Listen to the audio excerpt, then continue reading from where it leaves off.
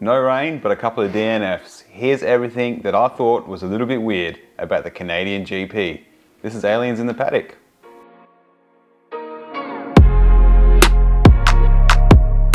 Alonso was overtaken by Lewis Hamilton first thing, and a great start by Hamilton. In lap 8, Sargent's car dies, triggering a virtual safety car, which is a real shame because he's had a 100% completion rate so far this season.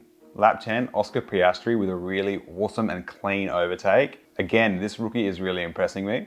In lap 12, Verstappen hits a bird. Now, there's no reports on whether or not it was a Canadian endangered species or anything like that. If I can find some footage of that bird being hit, I'll put it here. In lap 12, George Russell slams his Mercedes into the wall, creating a huge mess, triggering a safety car. The top 3 instantly pit. Those medium tyres come off like a prom dress. No Ferraris pit at all, which is really surprising. They stay out for such a long time. And then Russell plays on, even though he calls it from the track, saying it's all over. Coming out of the pit, Lewis Hamilton almost collides into Alonso. The stewards have a look. Apparently there's no penalty here. Here it is, you tell me whether or not it was a bit close for comfort.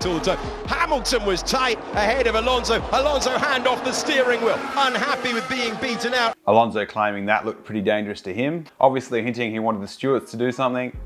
I feel like I have seen similar instances where a driver has come out from the pit, they were further distance away than what Lewis and Alonso were, and they were given a penalty. Let me know what you think. Lando Norris and Albon have a push again in the pit lane. In lap 36, Kevin Magnussen and De Vries push each other off the track. They get into a bit of a tangle and have to reverse back onto the track. Both of the Ferrari drivers are severely disappointed there was no safety car. Lando Norris gets an unsportsmanlike conduct against him, which is kind of a nebulous term. The Adelaide F1 track and Michael Schumacher get a mention by the commentators, which I thought was pretty interesting, amongst the conversation about Lando Norris being unsportsmanlike. Max Verstappen manages to get his 200th consecutive lap in front, which just goes to show how far ahead of the pack the Red Bull car is this year and how good of a driver Max is. George Russell retires for the second time in season 2023. What's weird about this is that he called that he would not finish when the accident happened 30 laps beforehand.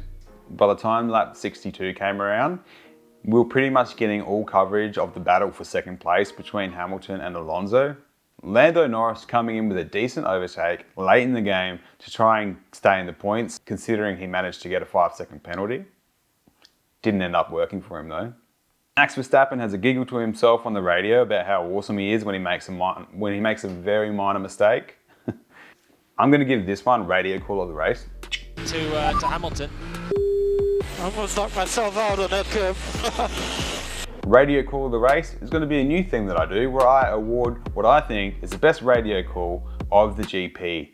I think it would be a lot easier to win the Aliens in the Paddock radio call of the race when Sonoda's radios don't get a single broadcast in a race, just like this week. This marks a century of P1s for Red Bull. Incredible. Lando Norris battling right up to the checkered flag. This was an incredible race, another great GP. After a wet in Quebec qualifying, the race just ended up being standard procedure. This is Aliens in the Paddock. Thanks for watching. Like this video if you liked it. See you next time.